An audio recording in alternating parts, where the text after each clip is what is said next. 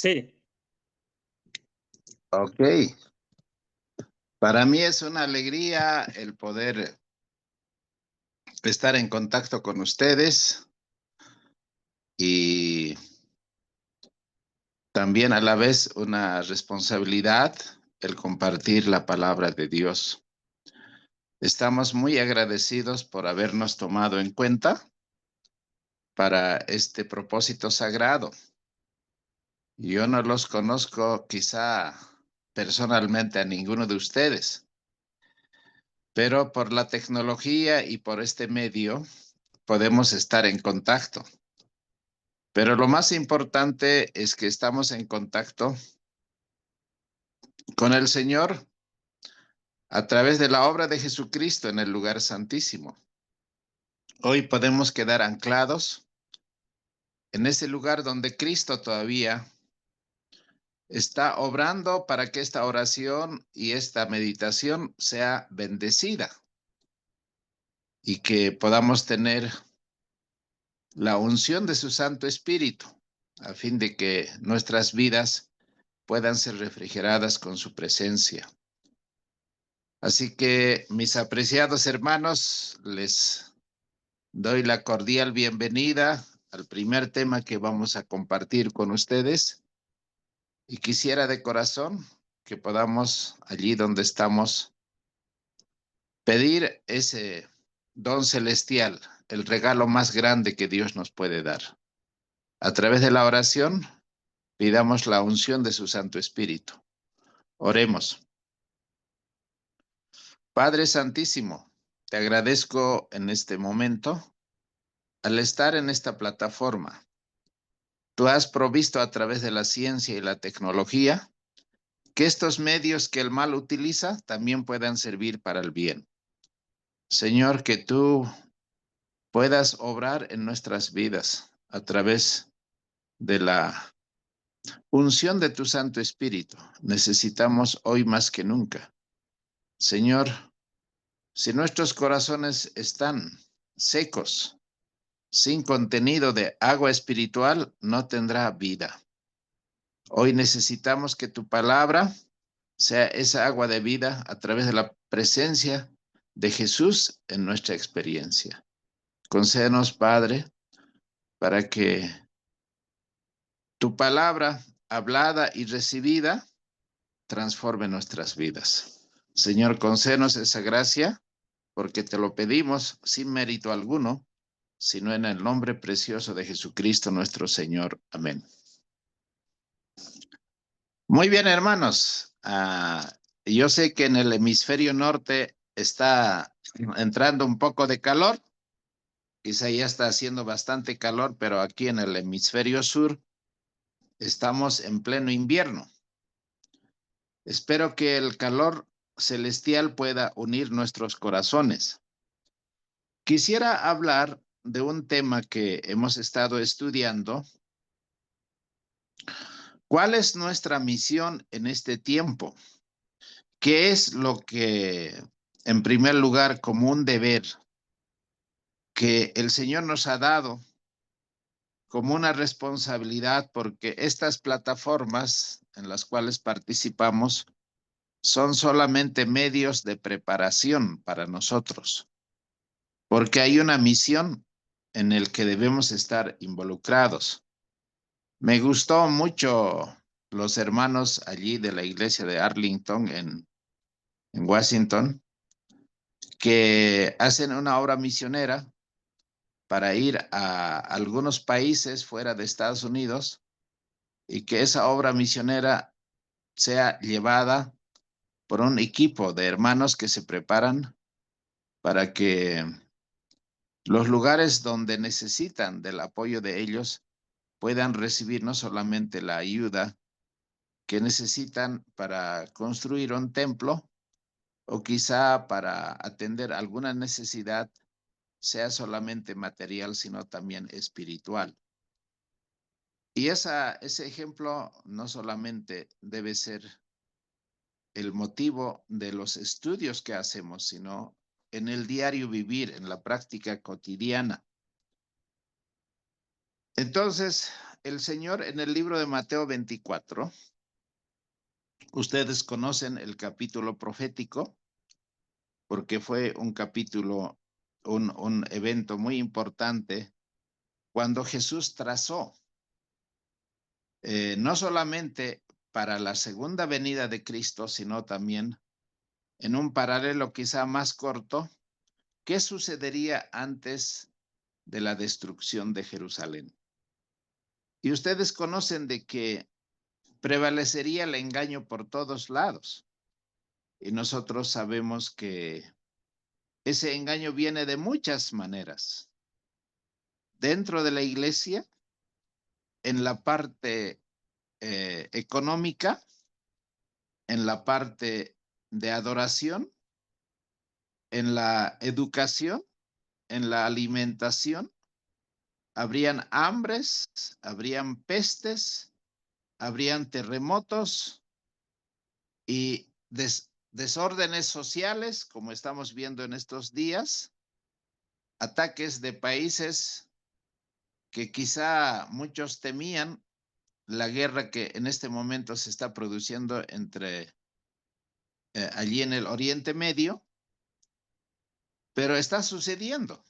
Y también los problemas sociales que Estados Unidos está viviendo, quizá el país más ordenado, tiene ciertas cosas que quizá muchas veces solo sucedían en los países de Latinoamérica o del tercer mundo, pero están sucediendo, están aconteciendo esas cosas.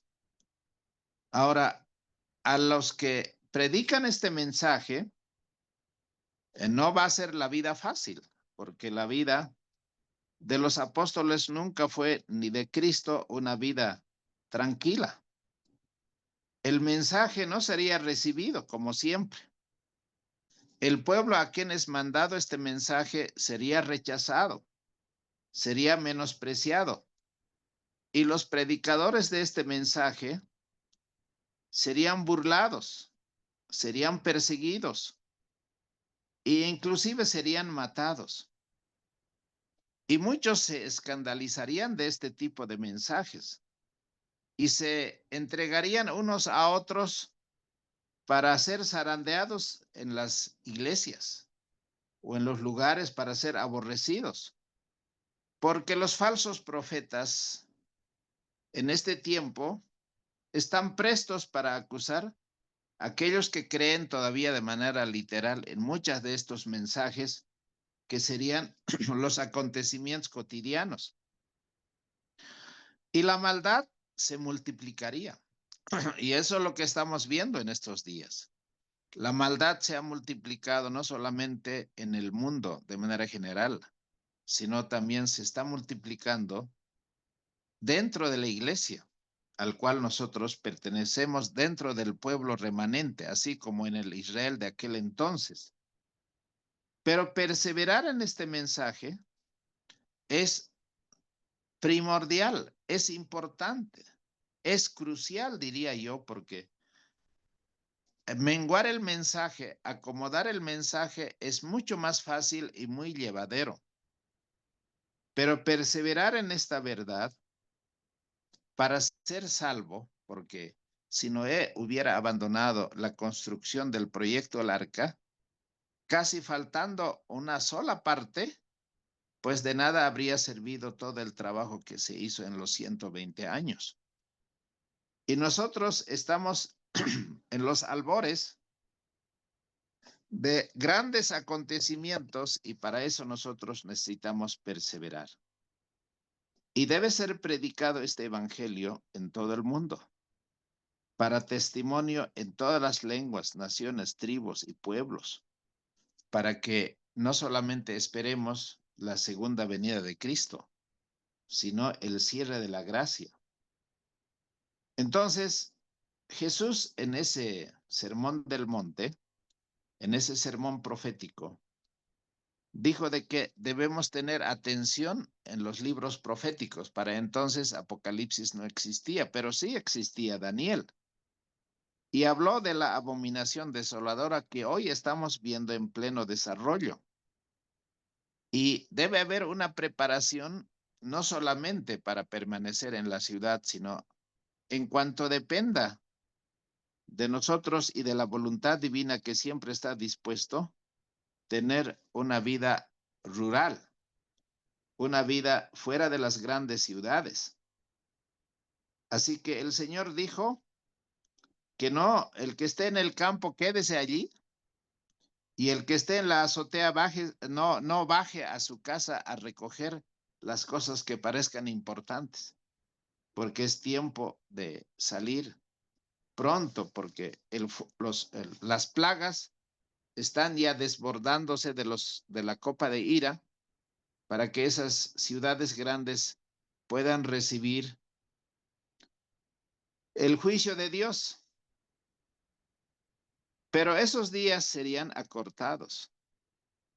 Y el Señor dijo otra vez que se levantarían falsos cristos y falsos profetas. Pero yo pregunto, ¿cómo es que esos falsos profetas y falsos cristos dentro del adventismo puede ocurrir? Está bien que engañen al mundo secular o al mundo evangélico, pero ¿cómo en estos tiempos esto puede estar aconteciendo? Entonces, habla de la segunda venida de Cristo, los fenómenos en el sol, en la luna y en las estrellas, y aparecerá finalmente la señal del Hijo del Hombre. Y puso algunas parábolas, por ejemplo, la parábola de la higuera. Puso algunos ejemplos, por ejemplo, como en los días de Noé. Así también será la venida del Hijo del Hombre. Y finalmente, en el versículo 42 del capítulo 24 dice, velad pues porque no sabéis a qué hora ha de venir nuestro Señor. Quizá no sea lo más importante, o sea, lo más determinante, la segunda venida de Cristo. Solamente la segunda venida de Cristo va a dar recompensa a cada quien lo que hayan hecho en su preparación. Ahora, si nosotros supiéramos el día y la hora, velaríamos. Pero pone el ejemplo del ladrón, porque si el padre de familia supiese a qué hora el ladrón habría de venir, velaría y no dejaría minar su casa. Por tanto, también vosotros estad apercibidos, porque el Hijo del Hombre vendrá a la hora que no pensáis. Ahora, ponen un ejemplo en el cual quiero un poco detenerme, porque pone dos tipos de personas, dos tipos de siervos. Un siervo fiel y prudente y un siervo infiel. O sea, ese siervo fiel y prudente puede disiparse, puede relajarse y convertirse en un siervo infiel, imprudente. ¿En qué consiste ser fiel, un siervo fiel y prudente? Y es un asunto muy simple, muy sencillo. Porque ¿quién es pues el siervo fiel y prudente, al cual su señor puso sobre su familia para que les dé el alimento a tiempo? ¿Cuán importante es manejar el sustento, el alimento, cuando uno es mayordomo y tiene siervos que están trabajando? Yo me acuerdo de siervo fiel y prudente fue José en el libro de Génesis capítulo 39, porque tenía que alimentar a toda una nación, y no solo una nación, un imperio, a todo el mundo. Y Dios le dio esa prudencia y esa sabiduría. José no simplemente era un asunto que manejaba la despensa, sino José recibió sabiduría de Dios a través de la inspiración para que se supiese cómo manejar la agricultura, cómo manejar la siembra y la cosecha. En el sueño de las vacas gordas o de las espigas llenas, el Señor le dio sabiduría cuál era el tiempo propicio para hacer las provisiones, para saber cómo cultivar la tierra, cómo producirla, pero con toda efectividad. ¿De dónde José recibió esa sabiduría? Porque aparentemente en la infancia hasta la adolescencia, por decir, que pasó José junto a su padre, aprendió quizá más a ser mimado y quizá un poco de ganadería, del cuidado de sus ovejas y sus cabras. Pero la Biblia no menciona cómo es que ellos vivían o sobrevivían, siendo que mayormente eran ganaderos y no agricultores. Probablemente tenían algún conocimiento básico y producían el sustento que era necesario solamente para la familia. Pero la inspiración dice que José, cuando vio de que esos 7 años de prosperidad podían ser aprovechadas para almacenar, así como la hormiga almacena en tiempos de verano. Esos 7 años fue capital. Y nosotros hoy podemos decir con seguridad de que los años de prosperidad del pueblo remanente están acabándose y estamos entrando en los 7 años de hambruna. Pero el siervo fiel y prudente tenía sustento no solo para Faraón y todo su reino, sino para alimentar al mundo. Ese ejemplo también se repitió en la vida de Cristo. Cristo, así como alimentó al pueblo de Israel por 40 años en el desierto, del maná, alimentó en uno de sus milagros registrados en el libro de San Juan capítulo 6 a más de 6,000 personas o 5,000 personas, solamente contando los varones. Era un siervo fiel y prudente, tanto José como Jesús, que en tiempos de que no había nada que comer, el Señor proveyó a través de ellos lo que su pueblo necesitaba. Tanto el sustento de la producción por la mano de José, que era el que Dios bendecía, Faraón fue bendecido y su pueblo también. Así llegó también a los hermanos ingratos de José y de su padre. Ahora, esto nosotros podemos aplicarlo en este tiempo. ¿Cómo podemos ser siervo fiel y prudente? Porque el Señor está mostrando en este tiempo de que Él quiere alcanzar a todo tipo de personas.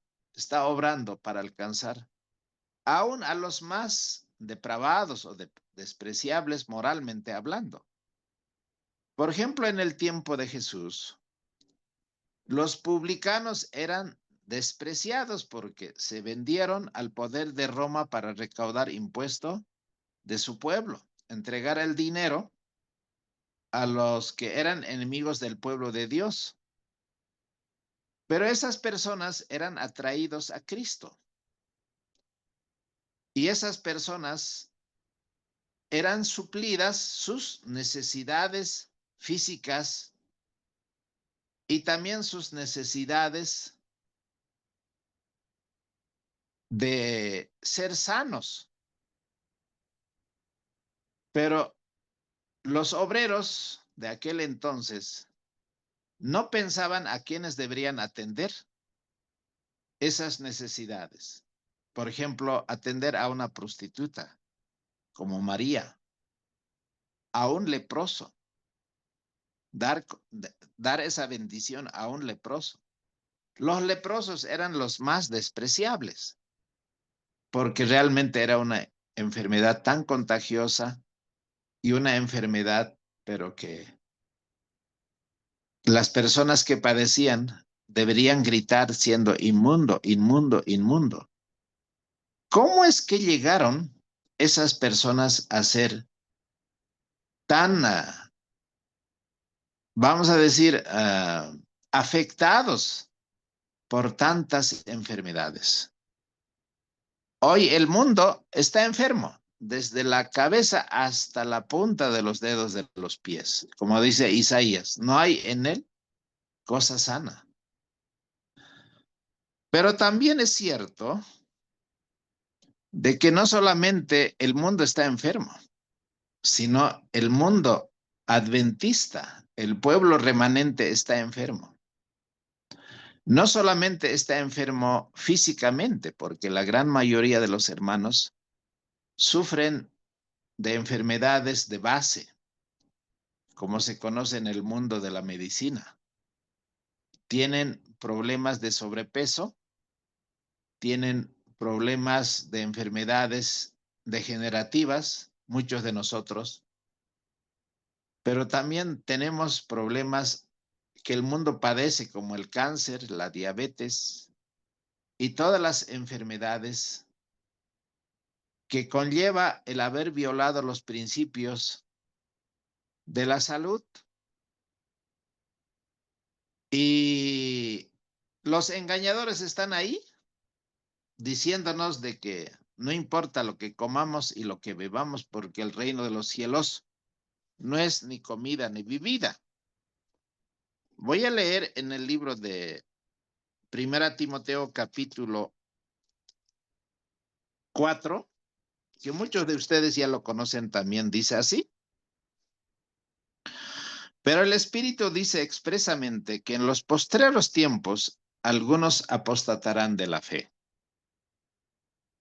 Y tenemos mucha apostasía, porque se están enseñando inspiraciones de espíritus engañadores y nuestras doctrinas están siendo cambiadas. Y la Biblia llama a esos espíritus engañadores y a las doctrinas cambiadas doctrinas de demonios, que con hipocresía hablarán mentiras, teniendo cauterizada la conciencia. ¿Por qué la revelación en el tiempo de Cristo no llegó a Anás y Caifás? ¿Por qué no llegó a los escribas y fariseos? ¿Por qué Jesús no se valió de esas personas? Que eran, vamos a decir, no sé si el término lo equivale lo mismo, la crema y la nata del judaísmo eran el Sanedrín, eran los escribas y fariseos, era el sacerdocio. Pero yo quisiera recordar y preguntar, ¿a cuál de ellos llamó? Porque más bien Jesús dijo hipócritas. Y Mateo 23 está lleno de esas características. Porque hablan mentira y tienen cauterizada la conciencia. ¿Cómo la conciencia se cauteriza? Porque tiene que verse como en el tiempo de Noé, en Mateo 24, lo que hemos leído dice, ¿no? Cómo la conciencia se cauteriza a través de la comida, la bebida y el sexo. ¿Cuánto de lo que comemos y bebemos afecta a nuestra salud física? ¿Y cuánto afecta a nuestra salud espiritual? Entonces, la caída de nuestros primeros padres se debió a un sencillo asunto de no controlar un apetito. Y eso nos trajo la consecuencia de toda la degeneración que por 6,000 años vivimos en este mismo momento. Y dice la inspiración, muchos de los que no controlan sus apetitos y pasiones no entenderán el amor de Cristo. Muchos de los desechados, aun los publicanos y pecadores, echarán mano de la esperanza presentada ante ellos por medio del Evangelio y entrarán en el reino de los cielos primero que los que han gozado de grandes oportunidades y gran luz, pero que han estado andando en tinieblas. En el gran día final muchos dirán, Señor, Señor, ábrenos, pero la puerta se cerrará y su llamada será en vano.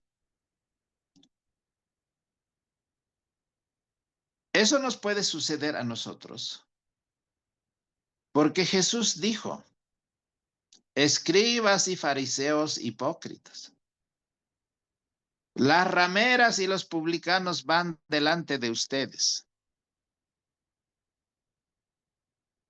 Eso puede suceder al pueblo de Dios, porque una mujer pecadora fue transformada. Una mujer con flujo de sangre, que ni siquiera era israelita, recibió el milagro. Hermano, ¿qué mensaje es esto que nosotros hoy podemos estar ignorando o quizá pisoteando y muchas veces sin darnos cuenta? Efectivamente, el día y la hora de la segunda venida de Cristo no fue revelada. No podemos decir, este año ha de venir o el 2027, la Agenda 2030.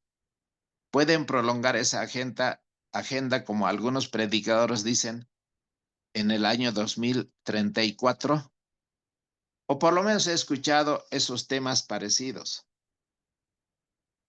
Cuando el Señor habla de que el día y la hora nadie sabe, sin embargo, podemos ver esas señales que nos están diciendo así cotidianamente cada día. Cuando Jesús dijo, cuando veáis todas estas cosas, conoced que está cerca a las puertas. Esas señales están tan claras, como dice Lucas 21:28. Levanten vuestra cabeza porque la redención está cerca. Y en un libro anterior a Timoteo, por ejemplo, en Primera Tesalonicenses capítulo 5, versículos 4 y 5, dice así: Mas vosotros, hermanos, no estáis en tinieblas para que el día os sorprenda como ladrón, porque todos vosotros sois hijos de luz e hijos del día. No somos de la noche ni de las tinieblas. Y yo recuerdo, ¿no? Cuando Jesús nació en Belén, ¿por qué el pueblo estaba en oscuridad y tinieblas? ¿Por qué no conocía la hora de su visitación? ¿Y por qué tres sabios que no eran ni judíos, eran paganos, tenían esa luz? Porque ese pueblo que era pueblo de luz, amaron las tinieblas, amaron la noche, la oscuridad. Y en el día de la visitación estaban durmiendo, como los demás, pero los pastores de Belén estaban orando, pidiendo sabiduría, estaban velando con una misión de cuidar su rebaño. Hoy nosotros comemos como de noche y no de día. Pareciera que somos hijos de las tinieblas y no del día.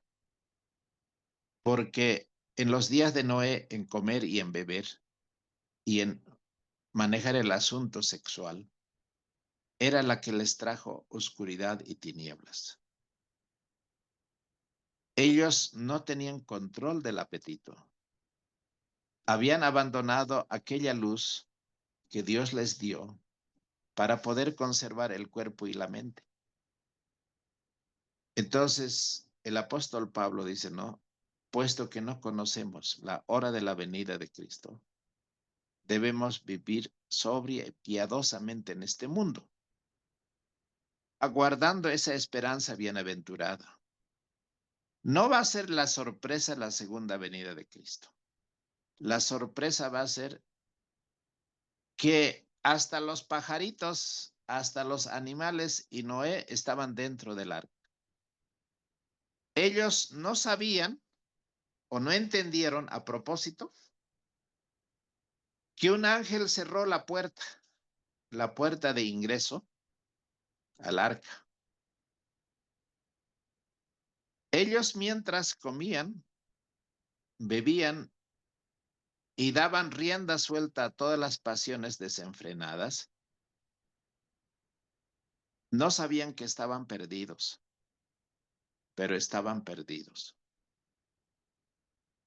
Esa tragedia se está repitiendo hoy, porque el Señor nos ha dado revelaciones tan claras en cuanto a nuestro estilo de vida, a nuestra forma de vida. Porque si hay una hora más solemne en toda la historia de la redención es hoy. Hoy es el día más solemne porque hoy estamos frente al cierre de la gracia. Noé debería haber entrado primero y obedeció. Eso lo vemos en el libro de Génesis. No quisiera ir en detalle, pero el Señor le dijo, entra tú en el arca. Y nosotros, de la misma manera, debemos entrar en el lugar santísimo para que el Señor pueda, en su misericordia, protegernos de la hora de prueba que vendrá sobre el mundo y que ya están cayendo así como las primeras gotas. La tormenta se está acercando para Noé, pero él debería entrar. Él no ve con los ojos físicos.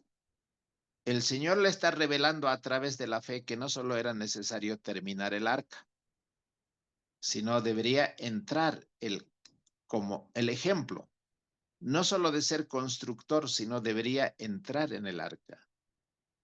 Y no fue nada fácil para la familia de Noé entrar en el arca, porque como cualquiera de nosotros,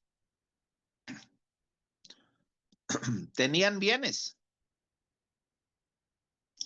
tenían relaciones familiares, sociales, eclesiásticas, que hay que dejar, que hay que abandonar para obedecer al Señor. Y como vemos en la historia de la redención, en el libro de la inspiración, esos burladores no eran burladores fuera de la iglesia, perdón, fuera de la iglesia, sino dentro de la iglesia. Porque es un loco rematado, un predicador radical, un fundamentalista. Uno que cree todavía al pie de la letra que la arca hay que terminar. Y ya terminó el loco, pero ¿cuándo hemos visto la lluvia? ¿Cuándo hemos visto llover? Nunca.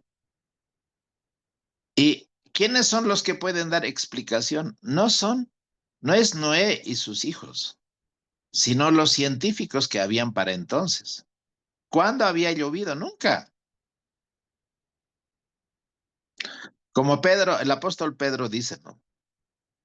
Que así como en aquel entonces la generación de Noé estaba destinado a sufrir el juicio del agua, hoy nosotros estamos destinados a sufrir el juicio del fuego. No estamos en tinieblas, pero tenemos que darnos cuenta de que las señales están diciendo. ¿Y cuál fue la señal? Para los antidiluvianos, que Noé entró en el arca, abandonó su hogar donde generalmente vivía. La esposa, pues, lo sintió, abandonar la casa con sus bienes, irse para el arca y mudarse para vivir una vida sencilla y dependiendo de la palabra de Dios, no era cuestión común, era un acto de fe. Abandonar todos los bienes que tenía, Y las relaciones sociales que tenía, las relaciones eclesiásticas que tenía, no era fácil, pero se fue al arca. ¿Y cuál es el concepto que tenían de Noé? Que era un loco. Pero delante de Dios era un hombre de fe. Por eso se llama pregonero de justicia. No era un loco. Delante de los hombres era catalogado como un loco. Hoy es es un paralelo calcado lo que está ocurriendo dentro de la iglesia.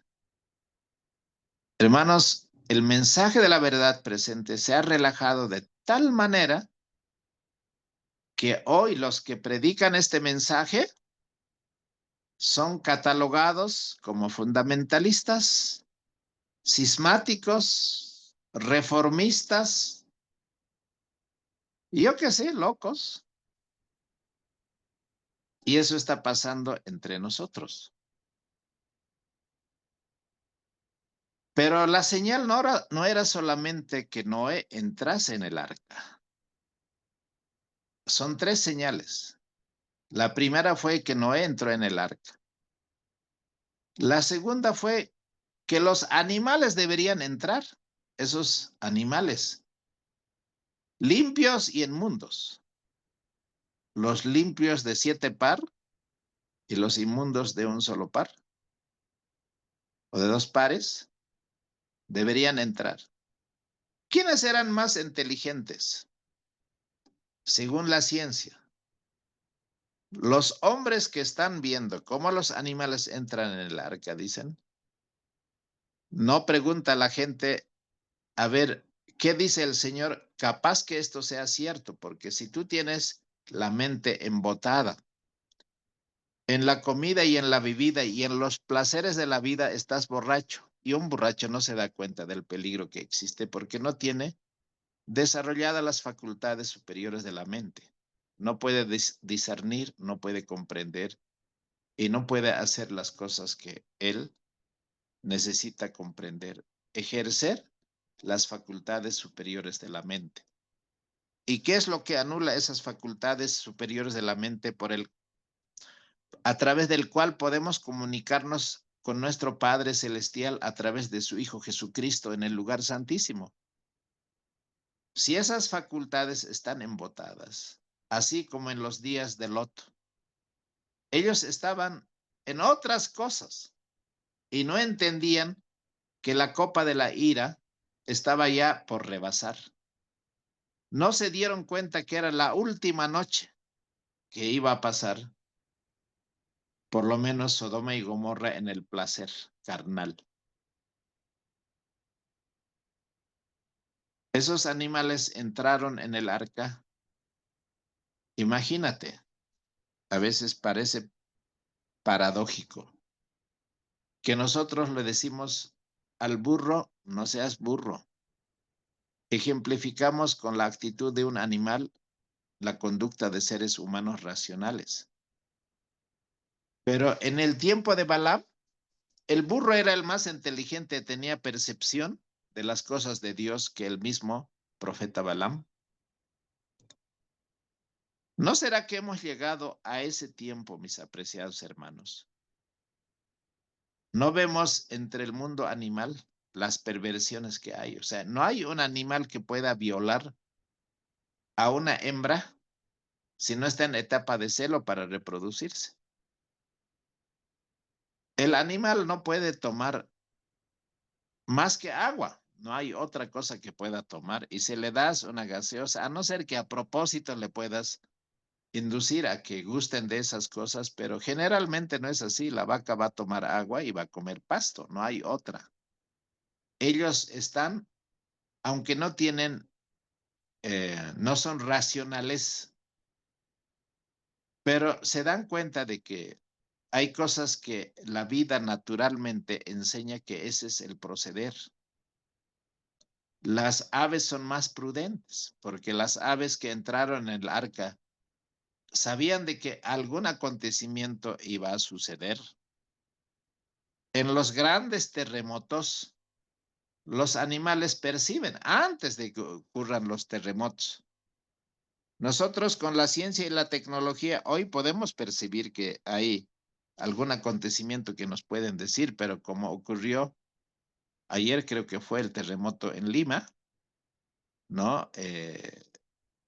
Eso cae de improviso. Hay cosas que la ciencia todavía no puede rastrear o pronosticar, pueden de alguna manera algunos fenómenos, pero no siempre todo. Y cuando Noé estaba dentro del arca, ya estaban los animales y la última señal fue la señal en el cielo, las aves. ¿Por qué no entendió la generación de Noé que la destrucción estaba encima de ellos? Precisamente por lo que Mateo 24 dice, así será como en los días de Noé. Ellos comían y vivían. Noé, como siervo fiel y prudente, habló claramente cuál era el propósito de Dios, cuál era la voluntad divina. Pero la humanidad y la iglesia por sobre todo no entendió. Porque imagínense, predicar 120 años, como algún pastor dijo, ¿no? Este fue un predicador fracasado. Como pastor de una iglesia aquí en Bolivia, a veces me piden de que hayan más bautismos, porque nosotros vemos cantidades, somos de números. No, Jesús también padeció ese mismo problema, pero es sorprendente lo de Noé, predicar 120 años y apenas salvar a su familia. 8 que entraron en el arca, contando Noé mismo. Mm. Eso ya debería haber sido despedido para que no sea una persona sostenida, por decir, en el ministerio. Es un fracaso total. En este tiempo, nosotros vivimos de números. Una iglesia grande es muy apetecible y es cómodo, es interesante cantar y escuchar los sermones en una iglesia cómoda. A mí me sorprende, ¿no? O sea, en el país del norte, en Estados Unidos, esas iglesias tan sofisticadas. Y yo soy más cómodo en una iglesia donde hay palmeras de techo y quizá cosas muy sencillas. Y que un hermano cante con gozo y alegría en el campo y cuando llega un pastor se alegran de corazón y están dispuestos a escuchar. Pero aquí mismo hay iglesias súper grandes, pero el comportamiento de nuestros hermanos en esas iglesias grandes es muy superficial. No todos, por supuesto, no leo corazones ni sé las intenciones de cada uno, pero los frutos están allí. Entonces, volviendo al libro de Génesis, si ustedes ven, es algo tan interesante que cuando los animales terminaron de entrar de dos en dos en el arca macho y hembra, sucedió que después de 7 días que las aguas del diluvio vinieron sobre la tierra, no sabían que en esos 7 días, o sea, la puerta estaba cerrada. Esos días fueron de burla. Esos 7 días fue jolgorio. El gran perdedor y el que tenía la locura, la esquizofrenia rematada era Noé. Podemos decir, en la iglesia había fiesta porque dijo, por fin, por lo menos, podemos decir que Noé está allí donde está junto con los animales, porque es un loco. Pero terminó los 7 días. Y yo me imagino que fue un sábado, finalizando el sábado.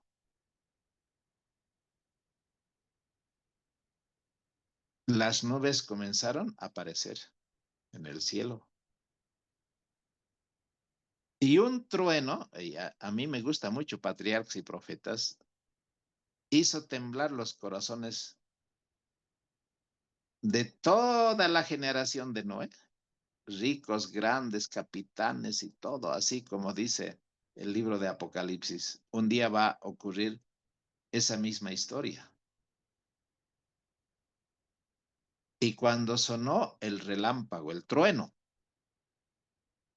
los corazones de todos quedaron atemorizados de miedo y de espanto, porque nunca habían sentido semejante fenómeno físico.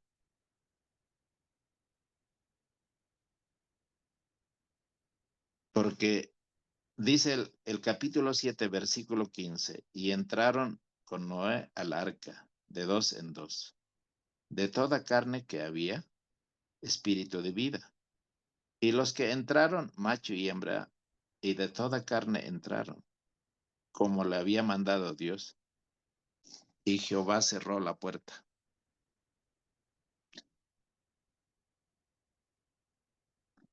A ti te daré las llaves del cielo, o las llaves del reino de los cielos.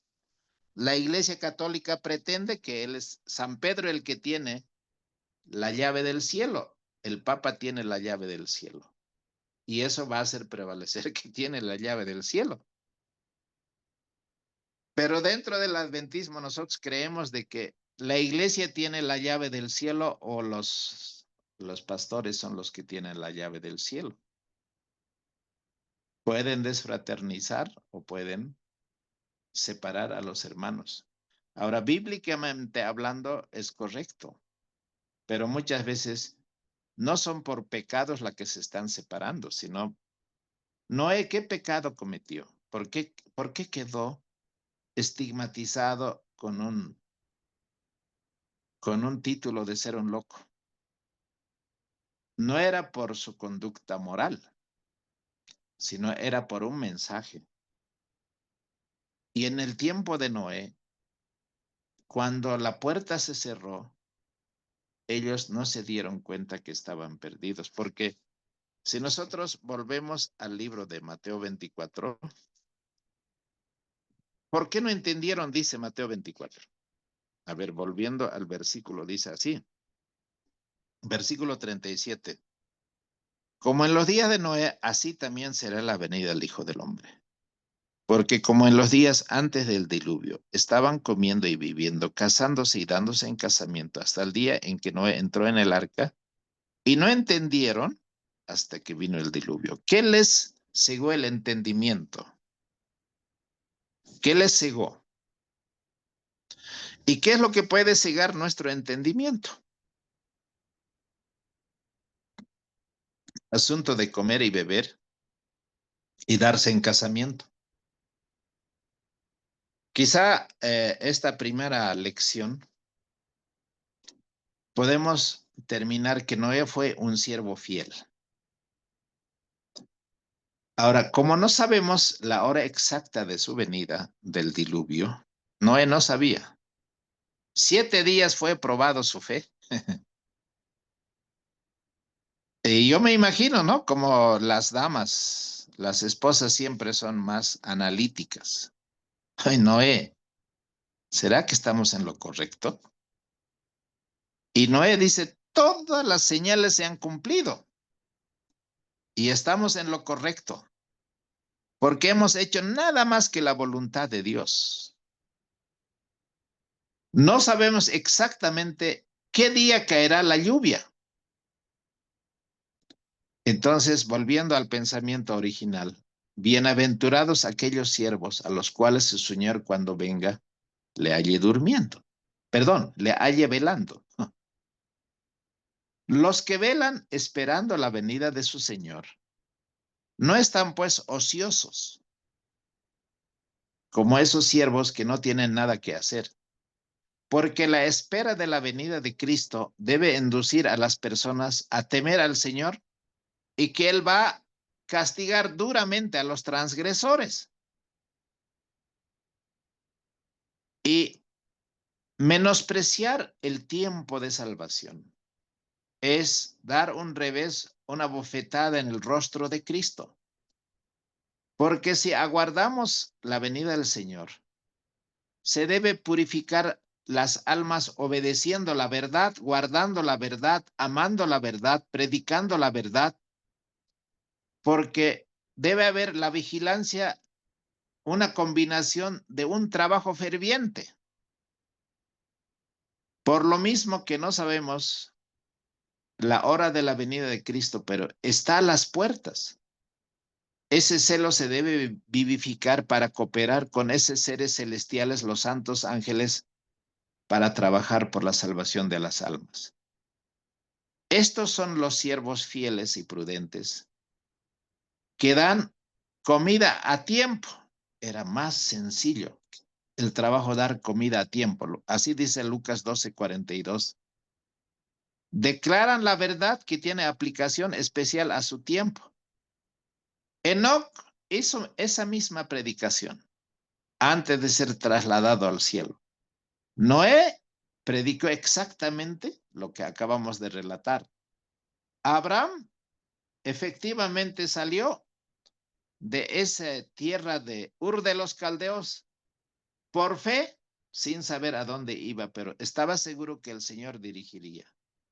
Y Moisés, aunque se resistió en el desierto, que no tenía capacidades ni condiciones para hacer ese trabajo, esa obra misionera tan grande, cada uno de ellos está declarando una verdad en su tiempo.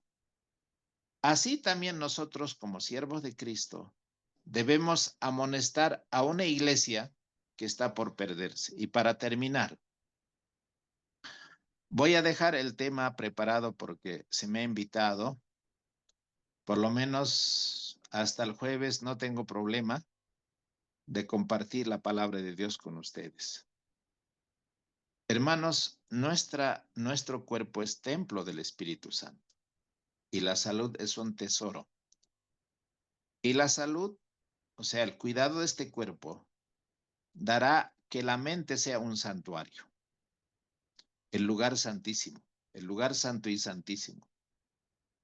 Porque la riqueza, el saber, el honor, si se adquiere, hermanos, menospreciando los principios de salud, cuando se pierde el vigor físico, hermanos, puede ser una gran pérdida. Los placeres en la que podemos vivir, si la salud falta, hermano, no hay nada que pueda recompensar, porque abusar de la salud que Dios nos ha dado es un terrible pecado. Pero en el pueblo de Dios no se cree ni se piensa que quebrantar la salud es un pecado. Debilitar la salud física es debilitar la salud mental y la salud espiritual. Entonces, en estos días vamos a hablar de que la reforma pro salud que Dios dio en el mensaje de 1863 es un principio para nuestra redención. Y quisiera terminar leyendo una cita que está en la revista El Heraldo, en Rio Herald, en mayo del 27 de 1902, dice así: quienes estudian y comprendan bíblicamente el principio del equilibrio o de la temperancia, serán conducidos a tomar una posición correcta e inspirada sobre este tema y evitará no solo que continúen en una actitud de medio convertidos, sino que también les evitará que se aparten del pueblo de Dios para no andar más con él, pues escrito está. Esta es la cita que está en la fecha que les he mostrado. Dice así: Muchos que son ahora solamente medio convertidos en cuanto al comer la carne, se apartarán del pueblo de Dios para no andar más con él. El que no está convertido completamente, está completamente perdido. El medio converso no es sinónimo de salvación, es sinónimo de perdición. Y si me han invitado a este medio, es para que hablemos y meditemos. No que yo haya alcanzado, ni pretendo, pero obedecer a Dios es tan importante y vital para que hoy podamos decir con certeza, Señor, mi corazón es engañoso y ruego, Padre, que mi corazón es perverso. Dame tu buen espíritu. Y ese espíritu sea la que someta todo aquello que no te corresponde. Y que seamos lavados en la sangre del Cordero y obedeciendo los mandatos de Dios y los principios de salud, sea el medio que Dios utilice para purificar a su pueblo. Mis apreciados hermanos, mi oración es de que al tener estas meditaciones sepamos de que los ejemplos que se han mencionado es para nuestra redención. El Señor ya ha hablado en las épocas pasadas cómo ha hecho con su pueblo, cómo fue la vida de Jacob y su hermano Esaú, cómo fue la caída de Adán y Eva. Tenía que ver en cosas tan sencillas como dominar el apetito.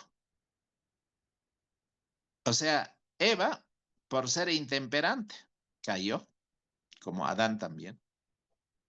Entonces, estos asuntos para nosotros es importante que podamos tener presente que el Señor quiere darnos mensajes de amonestación y que esos mensajes puedan ser escuchados, meditados, reflexionados para que nos apropiemos de esa verdad que es el que puede purificar las condiciones de nuestra vida. Apreciados hermanos, no se me ha dicho cuánto era el tiempo que tenía, pero estamos aquí concluyendo para que el Señor pueda tener misericordia. Y si vivimos en un tiempo todavía de gracia oportuna, esto lo poco que queda puede ser para nuestra bendición, para que realmente esos días sean de gozo y alegría. Vamos a pedir que el Señor bendiga sobre su palabra y los corazones que han recibido puedan dar frutos de arrepentimiento. Voy a orar. Padre Santísimo, te agradezco, Señor, por tu generosidad, por tu paciencia, por tu condescendencia, porque nosotros, a pesar de nuestra condición caída, Señor, no somos dignos de recibir tanta misericordia, la presencia de tu Santo Espíritu. Señor, la provisión de tu palabra. Hoy nuestras despensas, como en el tiempo de José, Señor, sean atesorados porque días malos han llegado. Señor, que podamos haber hecho toda la provisión para que la despensa espiritual, el lugar santísimo, Señor, sea expedito para que todos los recursos del cielo sean para nuestra salvación. Bendice a mis hermanos seguramente. Cada uno de ellos tiene una necesidad que solo tú puedes suplir. Supla, Padre, conforme a tu gracia. Bendícelos, guárdalos, protégelos y haz que nuestras vidas tengan propósito. No solamente propósitos para esta vida presente y terrenal, sino lo más importante sean propósitos de salvación y propósitos de redención. Gracias, Padre, por tu misericordia en esta mañana. Haz que los grupos, esta plataforma sea bendecido con todos sus miembros, con todos los que están participando, y que sea este día solamente vivido en la conciencia de que los días son malos y los días son cortos. Que nuestra obra de preparación es lo más importante y podamos mirar a Jesucristo, nuestro gran sumo sacerdote, ofreciendo y intercediendo todavía para que la obra de salvación sea consumada en nosotros. Pedimos todo esto sin merecerlo, en el nombre precioso de Jesucristo nuestro Señor. Amén. Amén. Gracias, gracias.